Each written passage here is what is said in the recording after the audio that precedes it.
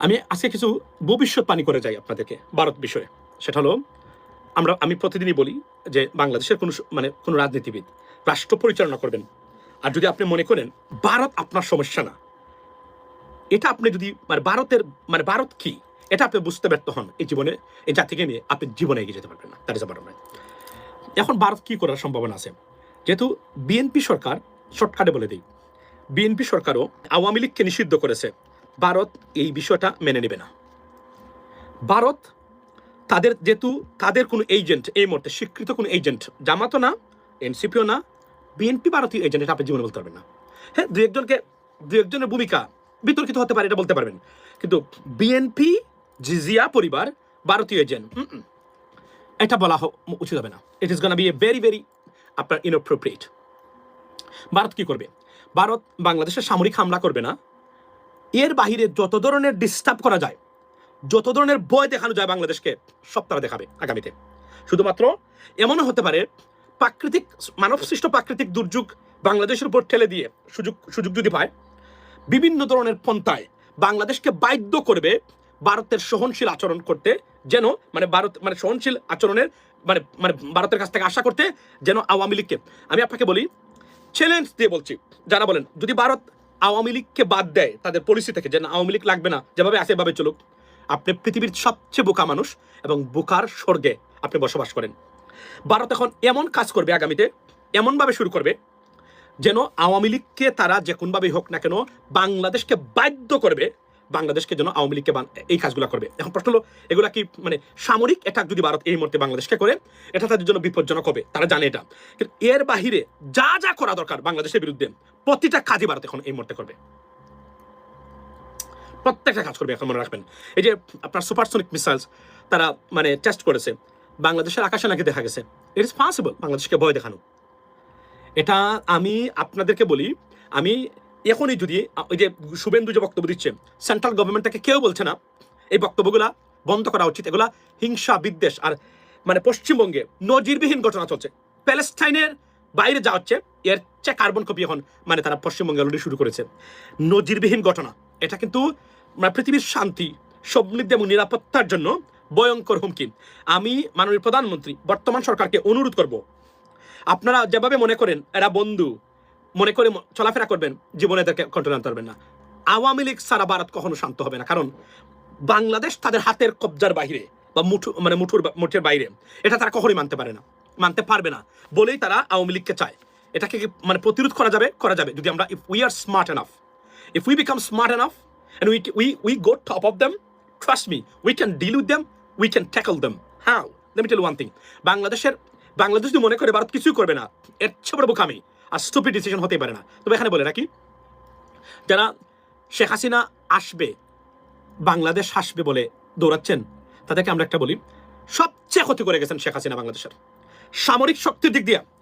ভারতের কাছে 5 মিনিট লড়াই করার ক্ষমতা বাংলাদেশের নেই, 5 মিনিট। এই হচ্ছে আপনার দেশ। কিসের নিয়ে আপনারা খালি ইরান নিয়ে পড়ে আছেন, প্যালেস্টাইন নিয়ে পড়ে আছেন?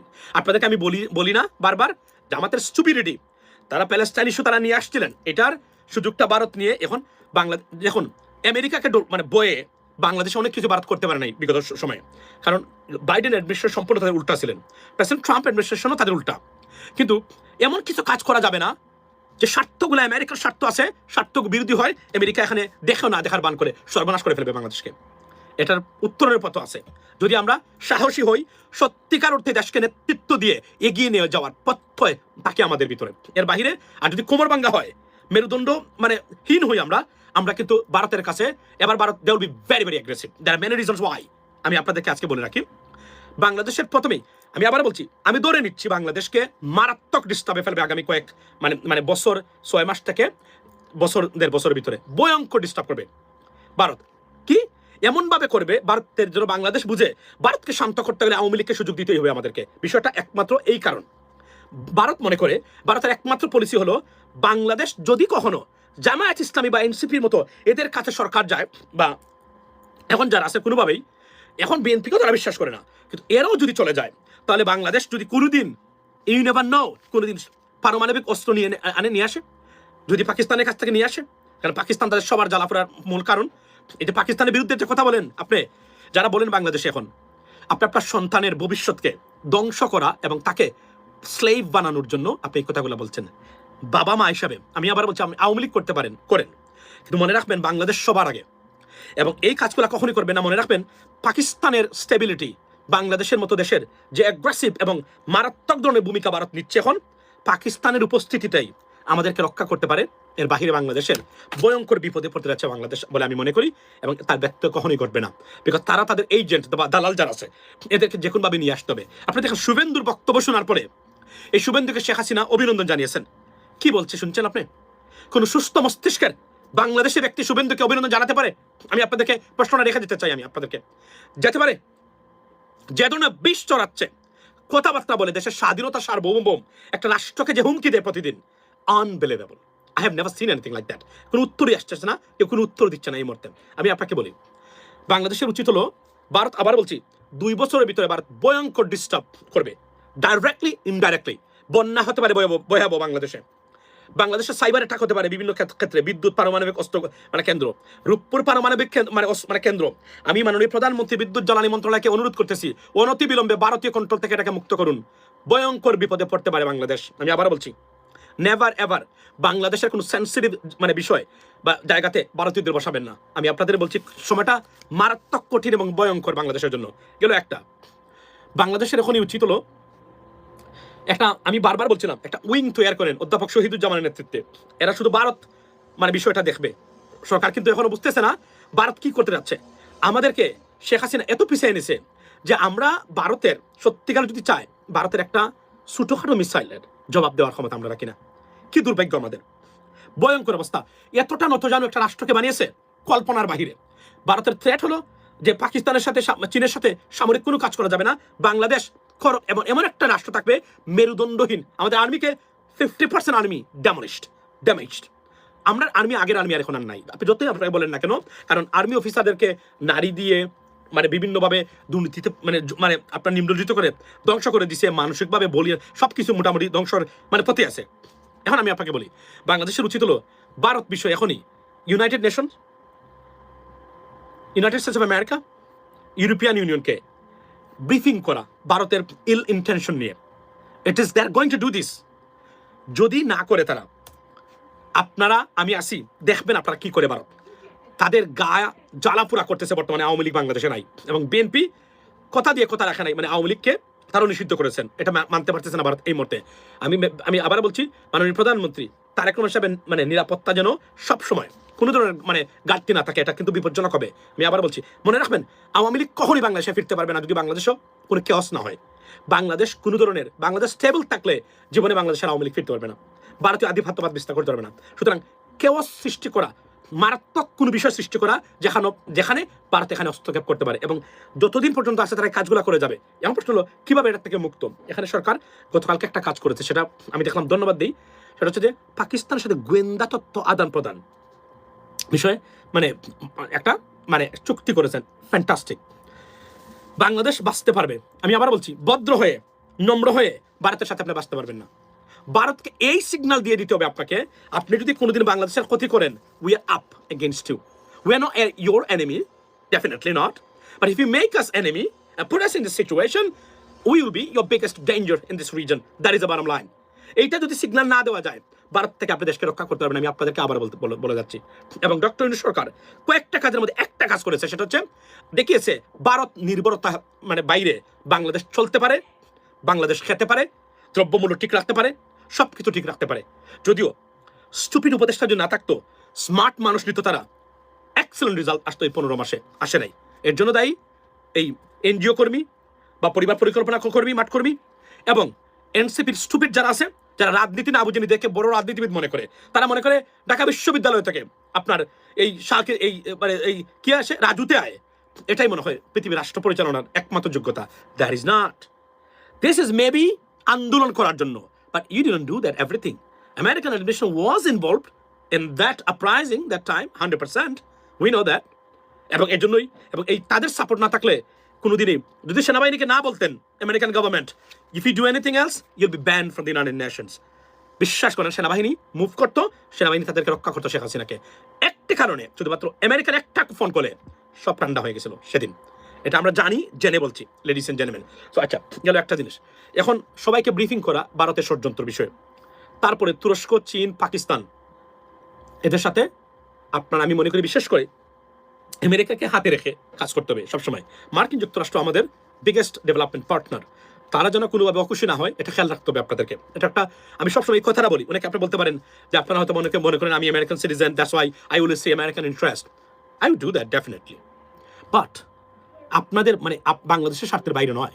আমরা চাই বাংলাদেশ, মানে we want to see Bangladesh a better of country definitely.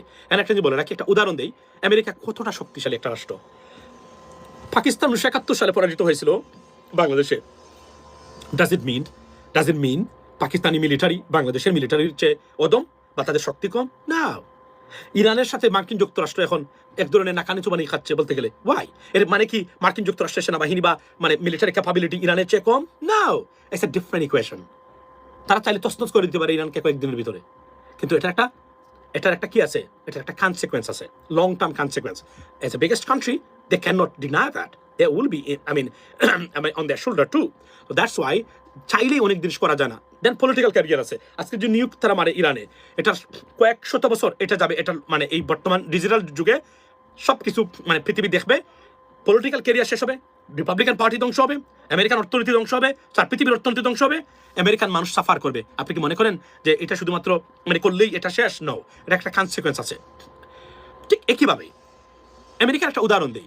আপনি কি জানেন যে বর্তমান যে রিপোর্টটা আছে, একটা রিপোর্ট আমি আপনাদেরকে কতটা শক্তিশালী এই রাষ্ট্রটা, কেন আমি বারবার এই কথাগুলো বলি, জেনে বলি।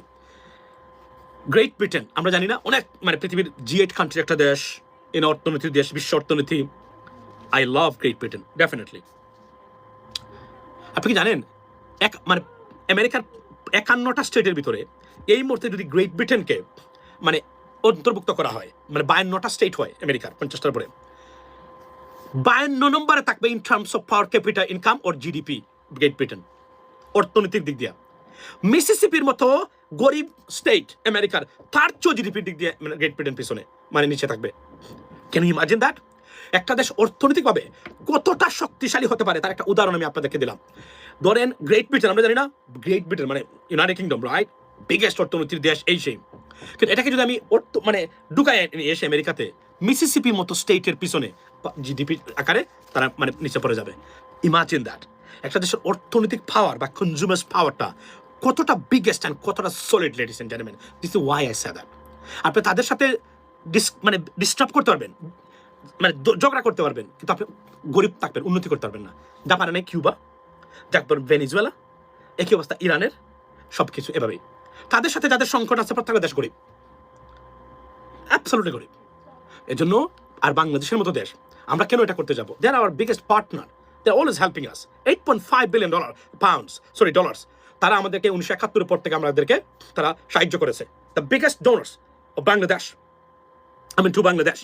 সো আপনার এখন আমি আপনাকে বলি যে এই জন্যই এই অর্থনীতি দেশে আর পৃথিবীতে আপনি চলতে পারবেন না, একটা মুহূর্তে চলতে পারবেন না। আমেরিকা যদি মাইক্রোসফট বন্ধ করে দেয়, গুগল বন্ধ করে দেয় বাংলাদেশে, ফেসবুক বন্ধ করে দেয়, আপনার ইউটিউব বন্ধ করে দেয়, বাকি যতটা products American, not a single day we can even move, done. So that's the bottom line. আমি এই জন্যই আমি বলি, আর আমরা তারা আমাদের শত্রু না, দে লাইক আস। বাংলাদেশের সাথে ভালো সম্পর্ক ডিস্টার্ব করে কারা? ভারতীয়রা। এতদিন তারা করেছে, থ্যাঙ্কস মানে টু মাইটি আল্লাহ, যে তারা এটা ভুল বুঝতে পেরেছে বিগত কয়েক বছরে।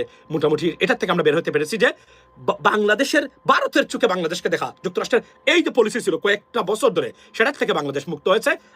আমাদেরকে তারা ভালো দিক চোখে দেখুক আর মন্দ চোখে দেখুক, ইনফ্যাক্ট তারা ভালো চোখে দেখে। এবং আপনারা জানেন কিনা, আমার যখন আমেরিকান কারোর সাথে কথা হয়, বিশেষ করে আমি এই যে আমাদের আমেরিকান এম্বাসির যে Facebook page, the biggest Facebook page American government ever has. Trust me. বাংলাদেশেরটা। Go and check. You go check with the State Department, check with the মানে এম্বাসি, একটা দেশের মানে এম্বাসির মানে আমেরিকান যত এম্বাসি আছে সবচেয়ে বিগেস্ট ফেসবুক, অ্যাক্টিভ ফেসবুক হলো বাংলাদেশের যে ফেসবুক, আমেরিকান এম্বাসির যে Facebook page. So think about how we are connected with this country and we in fact have to, there is no alternative. But Bharat disturb করে। Why? তারা জানে বাংলাদেশকে শাস্তি দিতে গেলে এদের চোখে যদি আমাদেরকে দুশ্মন বানানো যায়, খেলা কেন ফাইনাল করে দিচ্ছে তারা। এবং এই কাজটাই তারা আবার জামাতের বিরুদ্ধে করেছে, জামাতের ভুলের কারণে। এটা হচ্ছে সবচেয়ে বড় জিনিস, জামাতেরা জানেও না।